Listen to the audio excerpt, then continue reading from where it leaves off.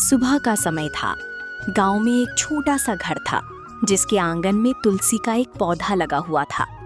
चिड़ियों की चहचहाहट वातावरण को मधुर बना रही थी। घर की छोटी बहू सीमा आंगन में झाड़ू लगा रही थी, जबकि बड़ी बहू कविता बरामदे में बैठकर चाय पी रही थी। बूढ़ी माँ तुलसी पर जल चढ़ा रही थी। सारा घर का काम मुझसे ही क्यों कराया जाता है? ना कोई मदद, ना कोई मान। मेरा तो जीना हराम कर रखा है। तू तो काम में लगी रहती है सीमा, तुझे काम किए बिना चैन ही नहीं आता। आपकी तरह नहीं हूँ जो पूरे दिन बस आराम ही करना चाहती हैं। अरे सीमा, जबान संभाल कर बात कर। बड़ी बहू से इस तरह बात करते शर्म नहीं आती? माँ जी, मैंने कुछ गलत नहीं कहा, बस मन में था तो निकल गया। घर का पुराना रसोई घर, जहां सीमा अकेले खाना बना रही थी। सुबह से अब तक उसने एक पल भी आराम नहीं किया था। माँ जी को तो बस बड़ी बहू में ही देवी दिखती है और मैं तो बस नौकरानी बनकर रह गई हूँ। तभी सीमा का पति दीपक रसोई में आता है। सीमा, कुछ मदद कर दूं? नहीं जी, आप तो बस मजदूरी पर जाने की तैयारी कीजिए, जैसा कि आपके घर वाले चाहते हैं। मैं कर लूंगी सब। सीमा, माँ को समझाना मुश्किल है। वो बचपन से ही भैया को ज्यादा मानती आई हैं और बहू के रूप में भी कविता को ही देखती हैं। दोपहर का समय, आंगन में चारपाई पर माँ और कविता बैठी थी। कविता बेटी, तू तो इस घर की लक्ष्मी है। तेरे भाग्य से ही मेरे घर में पोती हुई है। माँ जी, ये सब आपका आशीर्वाद है। और उस सीमा को देखिए, वो तो बस अपनी दुनिया में मस्त रहती है। हाँ, खुद कोई बहुत चालाक समझती है। तेरे जैसे संस्कार थोड़ी हैं उसमें। सीमा दूर खड़ी सब सुन रही थी। उसकी आंखों में आंसू भर आए। रात का समय, सभी खाना खा चुके थे। सीमा चुपचाप बर्तन धो रही थी। सीमा, तुम्हें बुरा लगा जो माँ ने कहा? मैं उनकी तरफ से माफी मांगता हूँ। अब तो आदत सी हो गई है, लेकिन दर्द तो होता है ना। हम अभी कुछ बदल नहीं सकते, लेकिन मैं हमेशा तुम्हारे साथ हूँ। उधर माँ कविता से कह रही थी, कविता, दीपक को समझा दो। सीमा को ज्यादा सिर चढ़ाना ठीक नहीं। औरतों को उनकी जगह पता होनी चाहिए। आप चिंता मत करें माँ जी, मैं सब संभाल लूंगी। अगली सुबह सीमा रोज की तरह जल्दी उठकर चूल्हे पर चाय बना रही थी। बाहर से माँ और कविता की हंसी की आवाज आ रही थी। मेरी हर सुबह एक जैसी होती है, काम, ताने और तिरस्कार। क्या यही लिखा था मेरे भाग्य में? तभी उसकी सास रसोई में आती है। सीमा, कविता के लिए अदरक वाली चाय बना देना, उसकी तबीयत ठीक नहीं है। माँ जी, मेरी भी तबीयत ठीक नहीं है। अब बहाने बनाना भी सीख गई तू। कविता से कुछ सीख, बिना शिकायत सब करती है। सीमा चुपचाप आंसू रोकते हुए चाय बनाने लगी। उसी दिन दोपहर में बड़ा बेटा अरुण काम से घर लौटा। माँ, मैं आ गया। बेटा, थक गया होगा। कविता, जल्दी से पानी ला। अभी लाई माँ जी। सीमा दूर खड़ी ये सब देख रही थी, कैसे बड़े बेटे और बड़ी बहू का सम्मान किया जा रहा था, लेकिन उसे कोई पूछ भी नहीं रहा था। इसके बाद आंगन में पूरा परिवार साथ बैठा, केवल सीमा को छोड़कर। अरुण बेटा, हमें अपनी पोती के लिए अच्छे स्कूल का इंतजाम करना होगा। तेरी बेटी बहुत होशियार है। हाँ माँ, कल ही शहर जाकर देखता हूँ। हमारी पिंकी तो सब में अव्वल आएगी। माँ, सीमा भी तो पढ़ी लिखी है। वो भी घर के बच्चों को ट्यूशन पढ़ा सकती है। इस बहाने कुछ कमाई भी हो जाएगी। हमें किसी परदेसन की पढ़ाई की जरूरत नहीं। हमारी बहू तो कविता है, सीमा तो बस बोझ है। इतना सुनते ही वहां सन्नाटा छा गया। सीमा दूर खड़ी सब सुन रही थी। उसका दिल जैसे टूट गया था। रात का समय था। दीपक और सीमा अपने कमरे में बैठे थे। सीमा, मुझे शर्म आती है कि मैं तुम्हारा पति होकर भी तुम्हारे लिए कुछ नहीं कर पाता। ऐसा मत कहिए, आप ही तो मेरी सबसे बड़ी ताकत हैं। आप हैं तभी मैं सब सह पा रही हूँ। एक दिन सब बदलेगा सीमा, बस थोड़ा धैर्य रखो। धैर्य की भी एक सीमा होती है दीपक जी। पता नहीं कब हमारे जीवन में खुशहाली आएगी। अगले दिन गांव की चौपाल पर माँ एक औरत से बातें कर रही थी। आपकी कविता तो बड़ी किस्मत वाली निकली, सब उस पर जान छिड़कते हैं। और उस सीमा को देखो, लगता है जैसे कोई साया उस पर चढ़ा हो। हाँ बहन जी, मेरी सेहत का ख्याल भी मेरी बड़ी बहू कविता ही रखती है। सीमा घर में तो है लेकिन मन में नहीं। बिना संतान की बहू का क्या मोल। ये बात सीमा सुन लेती है। वो पानी का मटका लेकर वहां से गुजर रही थी। उसका चेहरा तमतमा उठा, लेकिन उसने कुछ नहीं कहा। शाम का समय था।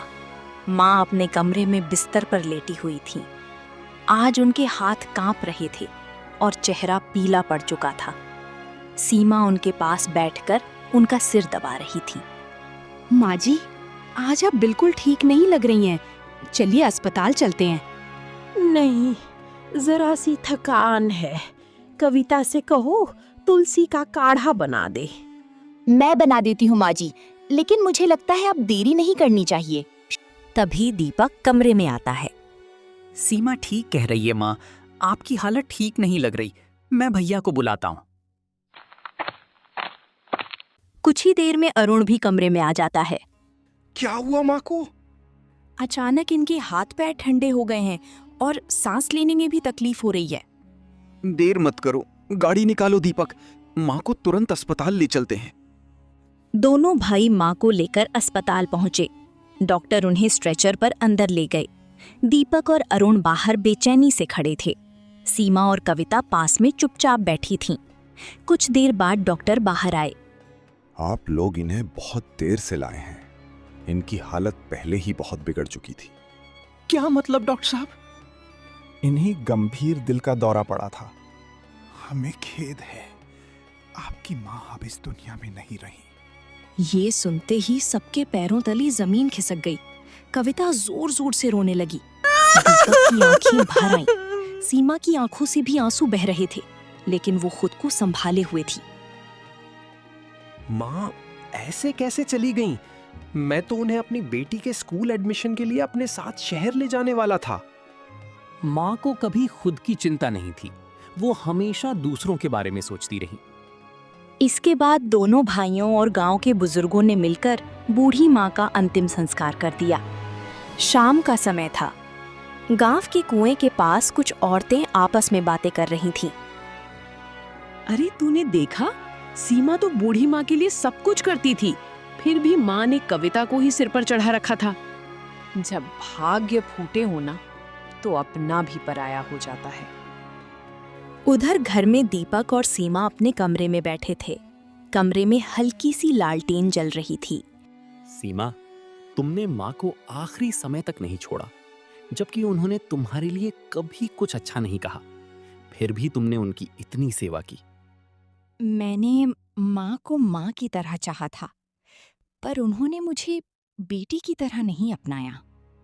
फिर भी मैं अपनी इंसानियत नहीं खो सकती थी। समय बीतता गया। माँ को गुजरे 1 महीना हो चुका था। एक दिन आंगन में दोनों भाई माँ की जमीन जायदाद के कागज ढूंढ रहे थे। पुरानी लोहे की पेटी खोली गई। उसमें जमीन और घर के दस्तावेज रखे थे। सीमा और कविता थोड़ी दूरी पर बैठी सब सुन रही थीं। देखो दीपक, कुल मिलाकर 5 बीघा जमीन है और ये पुराना घर। अब इसे हमें आपस में बांटना होगा। हाँ भैया, आधा आधा बांट देते हैं, यही सही रहेगा। नहीं, ऐसा नहीं चलेगा। मेरा परिवार बड़ा है, मेरी बेटी है, आगे उसका भविष्य भी देखना है। तो क्या भैया, मैं तुम्हारा छोटा भाई हूँ, मेरा भी परिवार है और मैं भी जमीन का बराबर का हिस्सेदार हूँ। सुन, माँ मरने से कुछ दिन पहले मुझसे बोली थी कि दीपक की कोई संतान नहीं है, तेरे जिम्मे ही सब कुछ रहेगा, इसीलिए तुझे सिर्फ 30% हिस्सा मिलेगा। भैया, माँ ने मुझसे ऐसा कुछ नहीं कहा और ना ही उन्होंने कुछ लिखकर छोड़ा है। अगर ये बात सच थी तो आपने पहले क्यों नहीं बताया? माँ को लिखना नहीं आता था, लेकिन उन्होंने मुंह ज़बानी कहा था। अब तू माने या ना माने, मुझे तो 70% हिस्सा चाहिए। इतना सुनते ही माहौल भारी हो गया। दीपक और सीमा चुपचाप अपने कमरे में चले गए। अब तो माँ भी नहीं रही जो सच का फैसला कर सके, और आपके भैया इतने चालाक हैं कि वो आपकी कोई बात नहीं चलने देंगे। मैं झगड़ा नहीं चाहता, सीमा पर अन्याय भी नहीं सह सकता। माँ के पक्षपात ने भैया को लालची बना दिया। दीपक, अब फैसला तुम्हें करना होगा। अन्याय सहने वाला भी उतना ही दोषी होता है जितना कि करने वाला। उधर अरुण और कविता अपने कमरे में खुशी से बातें कर रहे थे। आपने सही किया जो जमीन का 70% अपने पास रखा। यदि हम उन्हें बराबर का हिस्सा देते तो हमें क्या बचता? हाँ, मैं बड़ा हूँ और जमीन का ज्यादा हिस्सा रखने का हक मुझे ही है। अगली सुबह दीपक और सीमा अपने हिस्से की छोटी सी जमीन पर खड़े थे। उनके हाथों में खेती के औजार और पीठ पर थैले थे। सामने अरुण का बड़ा खेत फैला हुआ था। सीमा, जमीन भले ही कम है, लेकिन मेहनत तो हमारी सच्ची है। मैं चाहता हूँ कि हम बिना किसी झगड़े के अपने हिस्से की खेती शुरू करें। कोई बात नहीं, हम इसी जमीन से शुरुआत करेंगे और खूब मेहनत करेंगे। अगर भगवान ने साथ दिया तो एक दिन हमारी जिंदगी में जरूर खुशहाली आएगी। इसके बाद दोनों खेत की खुदाई करने लगे। कड़ी धूप में भी दोनों बिना रुके मेहनत कर रहे थे। वहीं दूसरी ओर अरुण अपने बड़े खेत में हल चला रहा था। तभी कविता पानी लेकर वहां पहुंची। जरा देखो तो, हमारा खेत पूरा पसरा पड़ा है और उन दोनों को देखकर ऐसा लग रहा है जैसे किसी बाड़े में खेती कर रहे हैं।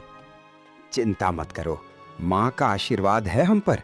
अब देखना हमारी फसल कैसे लहलहाएगी। दीपक तो बस पढ़ा लिखा किसान है, असली खेती करना उसे आता नहीं। शाम का समय, घर में सीमा और दीपक थके हुए आते हैं। सीमा, आज पूरी जुताई हो गई, कल से बीज डालना शुरू करेंगे। हाँ, हमारा खेत छोटा जरूर है, लेकिन इसमें हमारा पसीना और सच्चाई दोनों बोई जाएगी। दोनों मुस्कुराते हैं, पर आंखों में अब भी थोड़ी चिंता थी। अगली सुबह गांव के चबूतरे पर कुछ बुजुर्ग बातें कर रहे थे। सुना तुमने? अरुण ने पंचायत की बात माने बिना ज्यादा जमीन अपने पास रख ली। और दीपक कम जमीन होने के बावजूद दिन रात मेहनत कर रहा है। यही असली किसान की पहचान होती है। कुछ हफ्तों बाद दोनों खेतों में फसल उगने लगती है। अरुण का खेत फैला हुआ था, लेकिन उसमें जगह जगह सूखापन था। वहीं दूसरी ओर दीपक का छोटा सा खेत हरा भरा दिख रहा था। गांव वाले गुजरते हुए चर्चा करते हैं। कम जमीन में भी दीपक की फसल देखो कितनी लहलहा रही है। यही होता है सच्ची मेहनत का परिणाम। अरुण ने तो काम बीलों से करवाया, लेकिन दीपक ने अपने आप खेत की खुदाई की और बीज डाला। रात का समय, हल्की बारिश हो रही थी। दीपक और सीमा एक दूसरे को देख रहे थे। कभी कभी लगता है कि माँ ने जो किया वो शायद हमारी परीक्षा थी।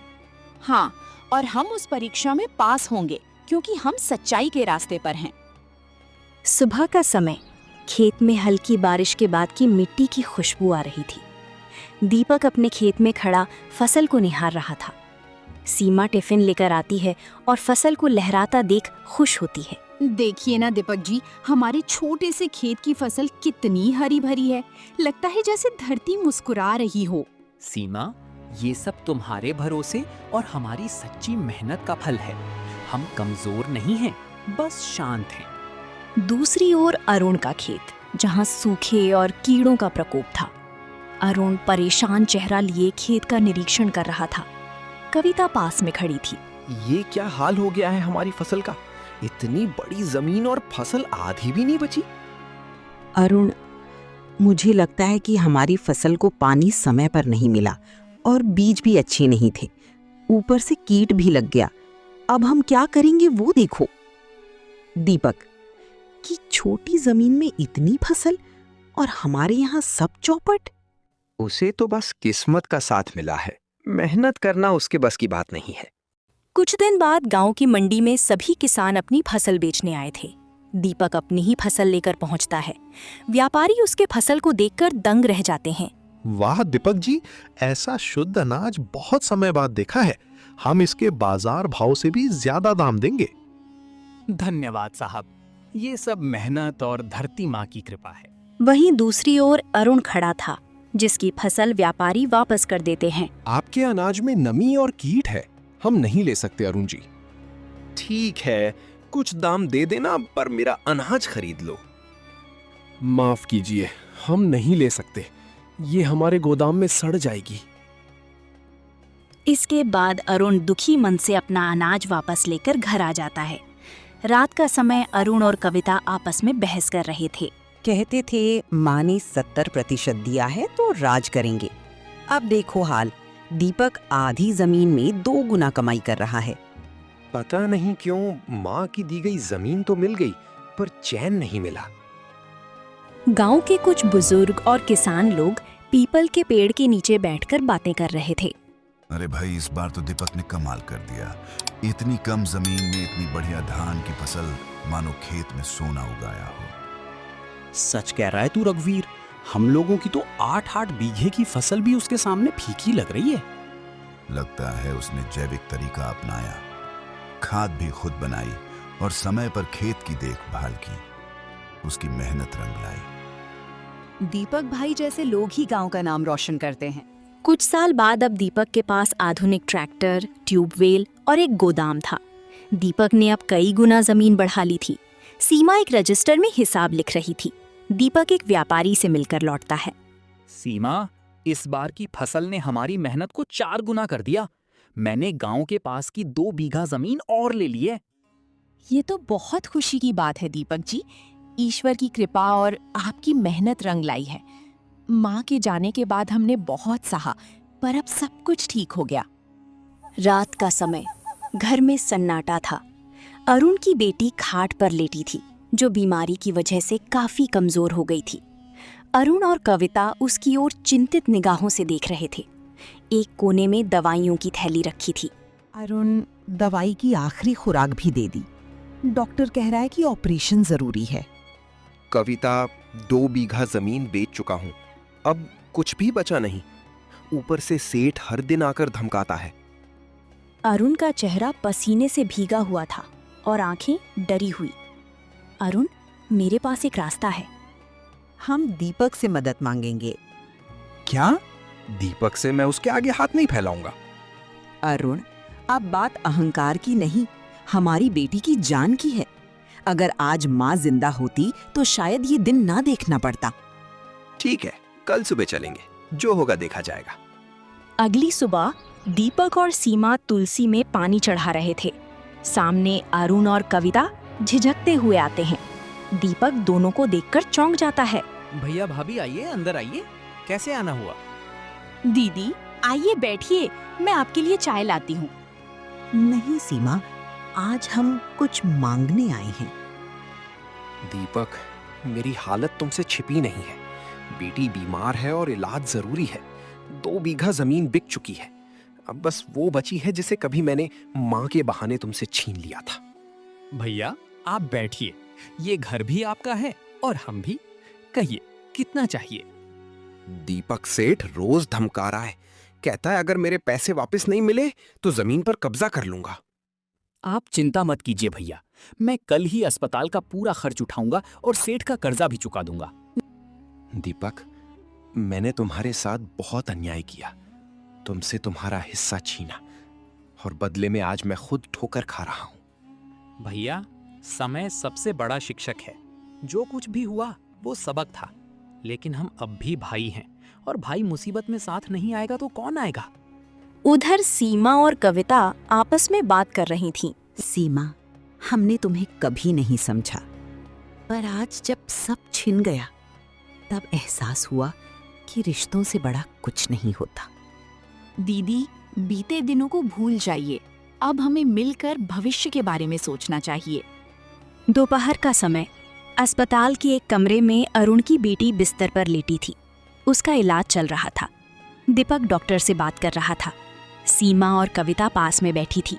अब घबराने की जरूरत नहीं। बच्ची का इलाज सही समय पर हो गया। बच्ची अब धीरे धीरे स्वस्थ हो जाएगी। धन्यवाद डॉक्टर साहब। आप और दीपक दोनों ने मेरे बच्चे को दूसरी जिंदगी दी है। भैया, मेरे लिए आपका झुकना सबसे बड़ा बोझ है। बस अब ये बात हमेशा याद रखिए, हम परिवार हैं। कुछ दिन बाद घर में सब मिलकर बैठते हैं। एक बड़ी चौकी पर चटाई बिछी थी। दीपक, सीमा, अरुण, कविता और बच्चा। सीमा, अगर तुम ना होती तो आज हम न जाने किस हालत में होते। दीदी, घर में जब कोई गिरता है तो दीवार बनकर नहीं, हाथ बनकर उठाना चाहिए। दीपक, मैंने माँ के पक्षपात को सच मान लिया और तुझे पराया। आज समझ में आया कि जमीन बट सकती है पर भाईचारा नहीं। अगर माँ होती तो शायद आज वो भी गर्व करती कि हमने अपने रिश्तों को बचा लिया।